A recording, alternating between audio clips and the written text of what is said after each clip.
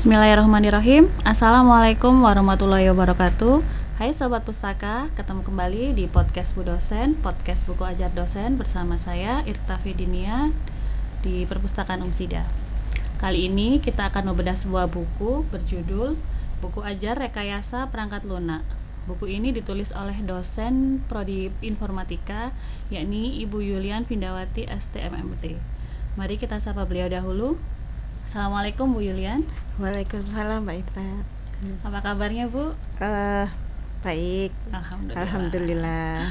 Hari ini senggang ya Bu? Ya, alhamdulillah. Bisa mampir di podcastnya Perpustakaan. Langsung saja nggak Bu, buku ajar rekayasa perangkat lunak ini berisi apa nih? Ya.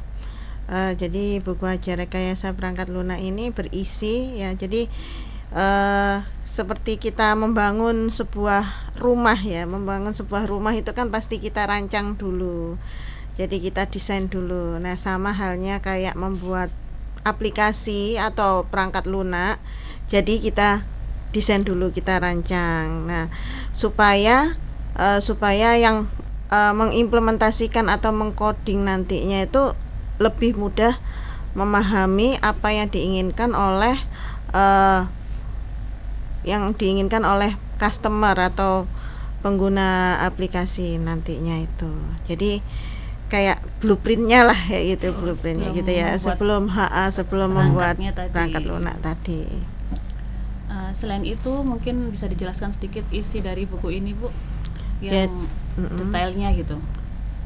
Jadi kalau isi itu sebenarnya umum ya, seperti buku rekayasa perangkat lunak yang lainnya. Jadi mulai dari apa isi dari rekayasa, apa pengantarnya dulu ya Mbak ya. Apa sih rekayasa perangkat lunak itu, kemudian bagaimana metodenya, kemudian dari metode itu tadi, seperti kan ada beberapa metode untuk merancang perangkat lunak itu secara terstruktur. Jadi kalau secara terstruktur itu kan ada, sebenarnya kita kayak menggambar diagram lah, secara sederhananya kayak gitu ya Mbak. Jadi setelah kita menggambar diagram itu ada yang terstruktur, ada yang berorientasi objek atau yang disebut dengan OML. Kemudian setelah kita merancang, kemudian bagaimana sih mengujinya ya, menguji dari perangkat lunak itu pada saat melakukan coding ada pengujian gitu ya.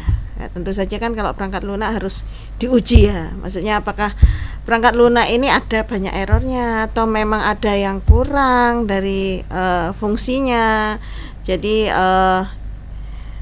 ada metodenya tersendiri. Setelah diuji ada pemeliharaan perangkat lunak. Jadi apa saja yang harus dilakukan setelah semuanya selesai. Nah, kemudian juga ada bab manajemen proyek perangkat lunak. Jadi semua itu kalau kesatuan di dunia industri itu kan harus ada manajemennya ya. Jadi mulai dari membuat perangkat lunaknya sendiri, kemudian siapa saja yang mengerjakan perangkat lunak tersebut, manajemen SDM-nya ataupun manajemen keuangannya, secara sederhana semuanya gitu. Dan juga yang pasti di dalam tiap bab tadi ada studi kasus. Jadi studi kasus yang diharapkan bisa diterima oleh pembaca gitu ya. Lalu siapa target pembaca dari buku ini Bu? Untuk targetnya selama ini memang mahasiswa informatika, dan mungkin bisa juga praktisi, tapi selama ini memang dikhususkan untuk mahasiswa. Mengapa buku ini penting bagi target pembaca Bu, bagi mahasiswa informatika khususnya? Ini ya saya rasa penting ya, karena memang selain juga masuk di kurikulum, juga supaya sebagai ketika mahasiswa informatika itu keluar dari sini, jadi sudah tahu lah bagaimana menganalisa dan merancang suatu perangkat lunak, karena profesi dari setelah keluar dari informatika itu kan macam-macam, mulai dari programmer, ada juga yang analis ya, sistem analis atau software analis. Nah, salah satu dari proses tersebut itu kan harus ada analisa dan merancang perangkat lunak gitu. Jadi seperti membuat diagramnya tadi Mbak, blueprintnya itu tadi. Jadi ya diharapkan mahasiswa itu bisa paham lah gitu. Jadi ini dasarnya gitu ya, Bu, dasar dari informatika tadi kayak iya. rumus-rumusnya gitu. Iya. Wih, keren. Adakah buku sejenis yang saat ini beredar? Banyak. Kalau buku banyak, dari yang secara dari yang Roger S. Pressman yang memang bapaknya gitu ya, bapaknya dari bapaknya rekayasa perangkat lunak Roger S. Pressman dan Sommerville. Jadi memang itu adalah bapak gitu ya. Kemudian juga banyak juga yang memang sudah diterjemahkan gitu ya. Cuma yang membedakannya di sini mungkin studi kasusnya. Jadi studi kasusnya dibuat sesederhana dan mudah dimengerti oleh mahasiswa gitu. Apa pembeda buku ini dengan buku-buku yang lain, Bu?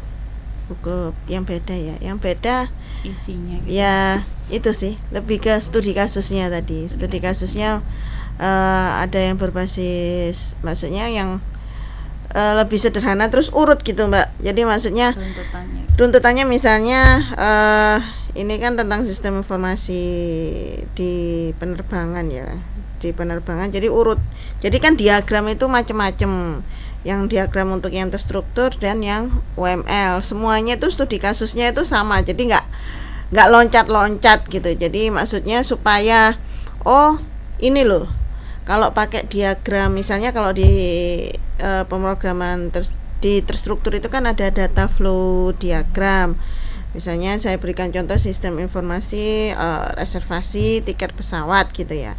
Ya sudah, seterusnya sampai selesai tentang itu, mulai dari diagram flow, data flow diagramnya, kemudian diagram IR-nya, kemudian struktur tabelnya, kemudian kasus berikutnya ke yang berbasis berorientasi objek atau kita sebut Unified Modeling Language ya. Jadi itu kan ada use case diagram, ada activity diagram, ada sequence diagram, sama dengan studi kasus yang sama. Jadi biar tahu gitu ya bedanya runtut gitu. Wow, yang tahu mahasiswa informatika ini. Orang awam ini bingung.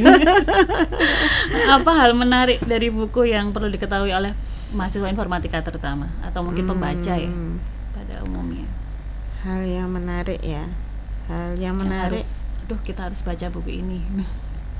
Oh ya, itu tadi studi kasus ya, studi kasus yang runut.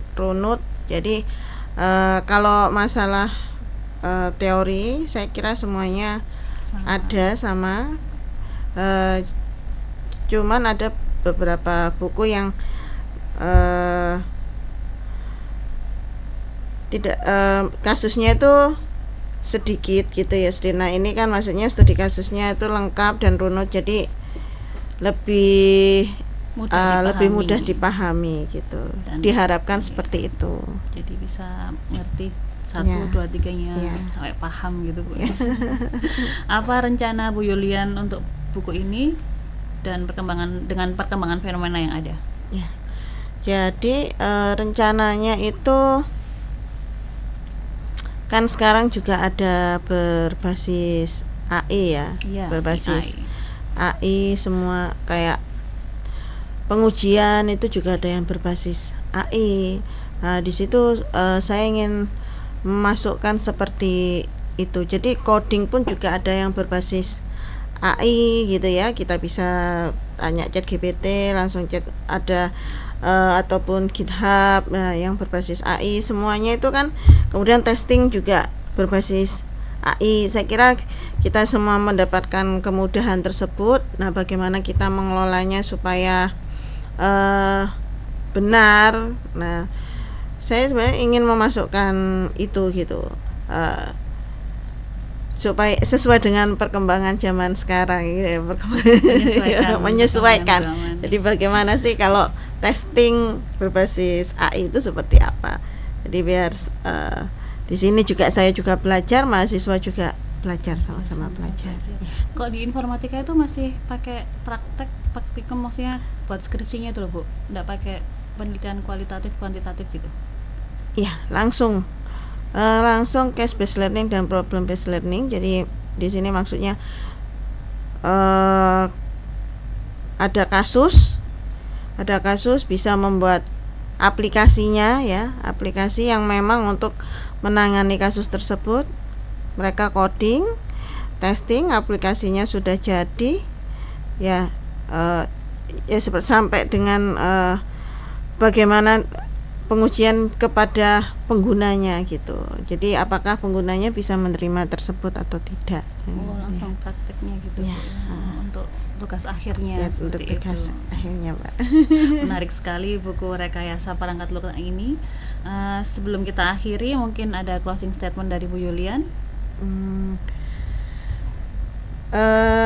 Untuk closing statement, diharapkan ya buku Rekayasa Perangkat Lunak ini bisa mempermudah khususnya mahasiswa informatika Universitas Muhammadiyah Sidoarjo di dalam memahami analisa dan perancangan rekayasa perangkat lunak secara mudah, karena di sini diberikan kasus-kasus yang runut, jadi semuanya sama.